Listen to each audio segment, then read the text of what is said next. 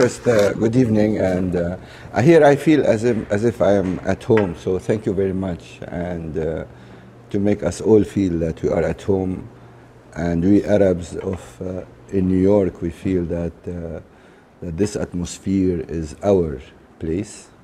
Hopefully we can have our countries back one time, but in the meantime we can use a place like this to feel that we are at home. Thank you very much. After this book was published, it had a big problem. This book, when I was young, at that time I was a militant with the Palestinian liberation movement, and in this book there is it was the really only, maybe only criticism, auto-criticism of the behavior during the Civil War. Because, you know, we enter wars and we enter civil wars with all these ideals we have in our heads, and then we discover that we are doing crimes. And in this book, these crimes were shown for the first time. And when it was published, it was a shock for all my friends and comrades, to the extent that this book was practically the only book which was banned by our beloved chairman Yasser Arafat in Beirut. And actually it was not banned because Arafat couldn't ban, he was not the government, but he ordered the publisher not to distribute the book. So this book was never distributed when it was published.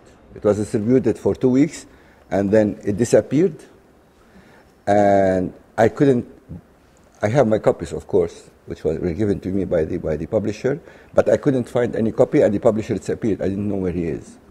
Then, 15 years later, I met the publisher in Tunisia, in Tunis. He was very sick. He had a cancer, a brain cancer, and he was dying. And he told me he wants to tell me a secret, and he told me the story of the way this book was banned.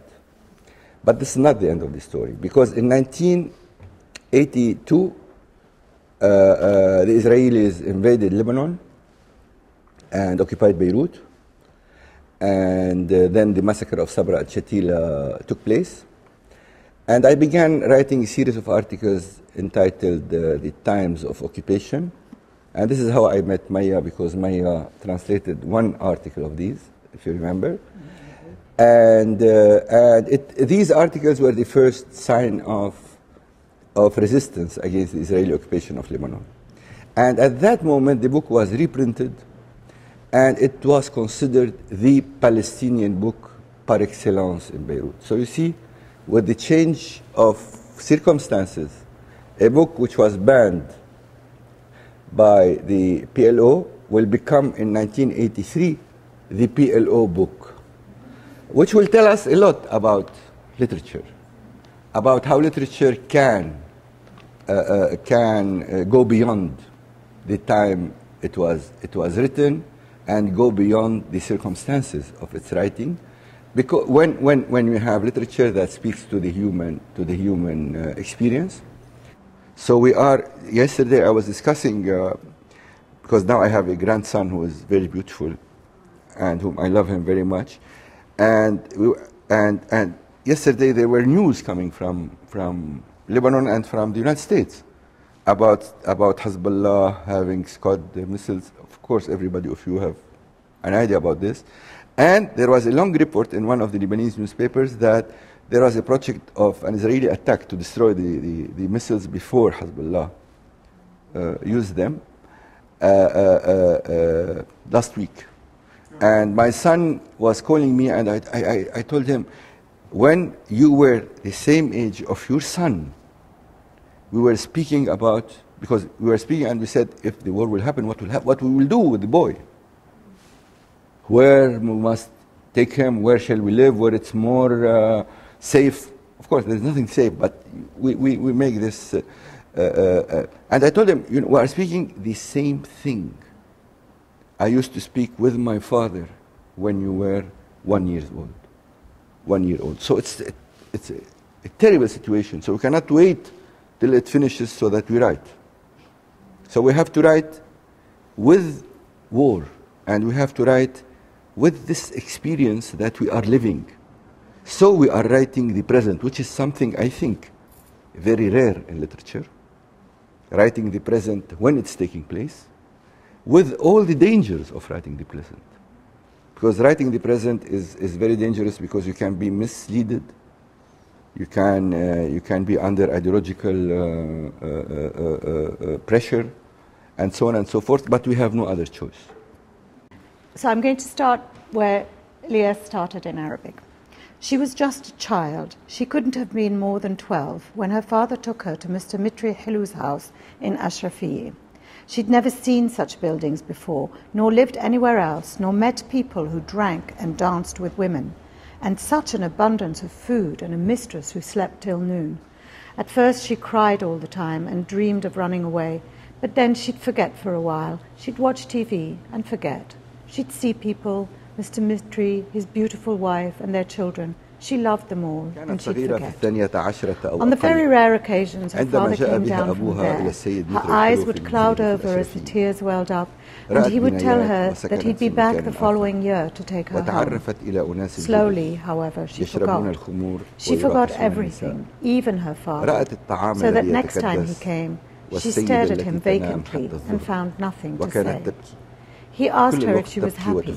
She told him that she was, and she showed him her room and the toys and clothes they'd given her, and then he left. During all her time in this city, she never seriously thought of going back until she married Mahmoud. She told him she wanted to go back there, and he promised she would. Every year, he promised. And now, where was she to go, with Mahmoud dead and her alone with the children? Where would she go when she knew nobody? A first cousin on her father's side lives in a building nearby with her husband and children, but they don't pay much attention to her. They came to the funeral and helped out with the expenses and everything, but they still treat her like a stranger, and they don't feel like family.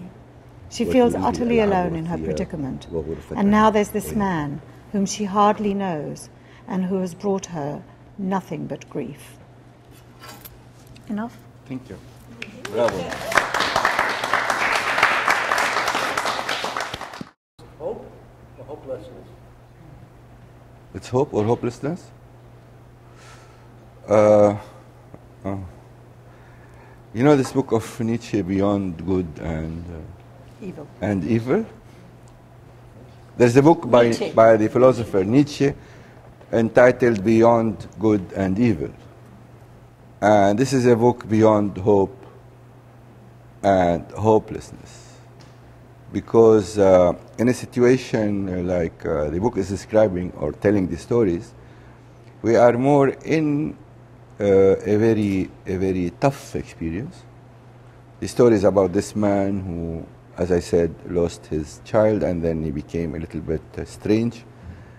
And his idea was that we have to paint the city with white, and white is in the novel here, it is the symbol of death, and then he will be killed.